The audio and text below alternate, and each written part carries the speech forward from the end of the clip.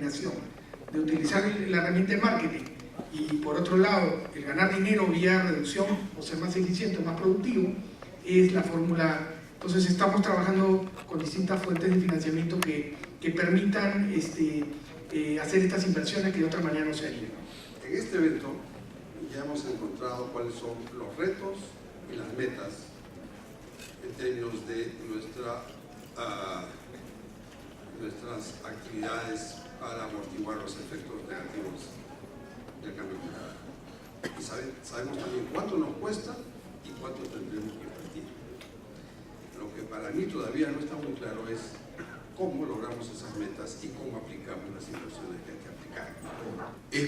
¿Es posible tratar la reducción de los riesgos que generan estos dos fenómenos o cambios mediante APP? Sí, porque se puede hacer con obras de infraestructura y califica plenamente. De acuerdo a la ley, el decreto legislativo 1012, la infraestructura califica. Entonces se puede decir, ¿qué se debe hacer?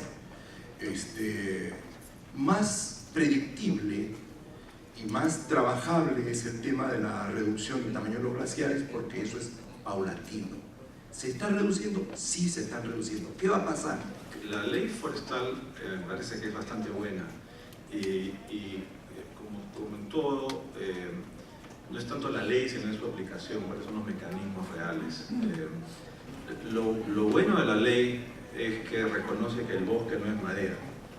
El bosque da beneficios múltiples como hábitats para la biodiversidad, servicios ambientales con respecto a captura de carbono, ecoturismo, belleza escénica, captura de agua. Y la ley reconoce que deben haber mecanismos de mercado para incentivar la conservación de los bosques. Implement programs that have what we call double benefits or additional benefits or no regrets policy. The funders look very favorably on climate change adaptation funding that also addresses mitigation. One possibility there, of course, is the mitigation using offsets, biological offsets in particular, and having an adaptation overlay with the biological offsets. That was supposed to be part of the $100 billion funding mechanism as well. Podemos hablar de mecanismos, podemos hablar de incentivos, podemos hablar de fuentes, podemos hablar de usos, pero al final se resume de una manera muy sencilla. Tú como sector privado quieres hacer cosas, pero quieres que las reglas de juego sean claras, que los beneficios estén definidos y que cuando lo hagas haya un reconocimiento concreto, no tengas problemas legales. Nuestro sistema judicial dista mucho de ser el ideal y por eso que la gente se abstiene, porque obviamente nadie quiere meterse en problemas legales. Pero si las reglas de juego fueran claras y el Estado propiciara que el sector privado toma un protagonismo, vas a ver que las cosas funcionarían de una manera mucho más eficiente. A ver, yo centré las intervenciones alrededor de la mitigación de los efectos de los dos más grandes riesgos climáticos del Perú, que son la disminución de los glaciares y el fenómeno del Niño. Entonces, ¿cómo se enfrentan estos, no? Yo decía que esto es planeable y es atendible por asociaciones público-privadas. No hace falta ningún ingenio, ni diseñar una ley, ni dictarla. Existen los mecanismos en el decreto legislativo 1012 para estas obras de infraestructura, entregarlas en concesión.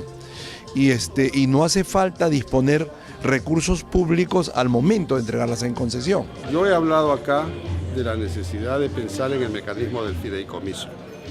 Ese es un mecanismo muy poco utilizado y las pocas veces que así ha ocurrido no han tenido un diseño orientado a los fines, en este caso, de conservación de nuestros bienes nacionales que pueden ser afectados por el cambio climático, particularmente los recursos naturales. Entonces, el fideicomiso es una figura que en tanto tenga la naturaleza privada, pero con un directorio mixto, paritario, donde tenga representación precisamente todos los involucrados, el Estado, la sociedad civil, el sector privado empresarial y los organismos internacionales que hacen fluir sus recursos financieros. Si tenemos un mecanismo, un arreglo así, yo considero que estamos cubriendo un déficit que hoy día tenemos en capacidad de gerencia para las inversiones frente a lo que se viene en el cambio climático. Yo pienso que el mayor potencial para lograr resultados lo dan los mercados de carbono. El mecanismo de mercados de carbono es un mercado de más o menos $100.000 millones al año, pero el Perú todavía no ha participado agresivamente en estos mercados, un poco por ignorancia y un poco porque las políticas públicas no lo permiten con la facilidad que se debiera. Entonces creo que ahí hay grandes oportunidades para las comunidades y para los inversionistas privados de conservar bosques, mitigar el cambio climático y facilitar la adaptación. The government can be more specific in what programs it does.